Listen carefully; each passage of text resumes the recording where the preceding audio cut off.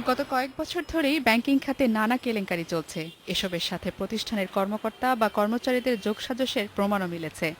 এই অবস্থায় গত ৩ মাস ধরে বাংলাদেশ ব্যাংক একটি ডাটাবেস তৈরি করছে, যাতে আর্থিক খাত সংশ্লিষ্ট সব প্রতিষ্ঠানের কর্মকর্তা কর্মচারীদের যাবতীয় তথ্য সংগ্রহ করা হচ্ছে। অনিয়মের রেকর্ড আছে এমন ব্যক্তি যেন অন্য ব্যাংকে বা আর্থিক প্রতিষ্ঠানে যাবার সুযোগ না পায়, তাই এই ব্যবস্থা বলে জানিয়েছে বাংলাদেশ ব্যাংক। অভিজ্ঞ যদি কাউকে রিক্রুট করতে চায় বা উপরের দিকে রিক্রুট করতে চায়, তাহলে আমাদের এই তথ্য ভাণ্ডার থেকে তাকে দেখতে হবে যে এই লোকটির আগের ইতিহাস কি, ওখানে কোনো অনিয়ম করেছে কিনা বা কোনো রকম দুর্নীতির সাথে সে জড়িত ছিল কিনা। যদি কোনো দুর্নীতির সাথে জড়িত ছিল বলে এখানে রেকর্ডে থাকে, তাহলে ওই ব্যাংক তাকে আর রিক্রুট করতে পারবে না। ব্যাংকের যে কেউ দুর্নীতির সাথে জড়িত হলে তাকে অপসারণ করা সহ মামলার বিষয়েও কঠোর হচ্ছে বাংলাদেশ ব্যাংক।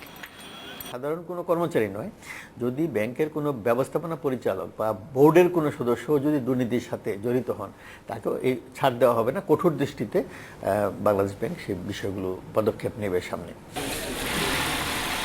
বাংলাদেশ ব্যাংকের সাবেক গভর্নর বলছেন, এই ব্যবস্থার সঠিক প্রয়োগ হলে দুর্নীতি কমবে। নিরপেক্ষভাবে যদি ডাটাবেসটা তৈরি করা হয় এবং সেটা যদি যাচাই বাছাই করে ঠিক তথ্যগুলো নির্ভুলভাবে যদি সংযোজিত করা হয়, এটা কিছুটা কাজে লাগবে। তবে অর্থ মন্ত্রণালয়ের হস্তক্ষেপ বন্ধ করে দুর্নীতি প্রতিরোধে বাংলাদেশ ব্যাংককে স্বাধীনভাবে কাজ করার সুযোগ দিতে হবে বলে মনে করেন তিনি। জিমি আমির, ইন্ডিপেন্ডেন্ট নিউজ, ঢাকা।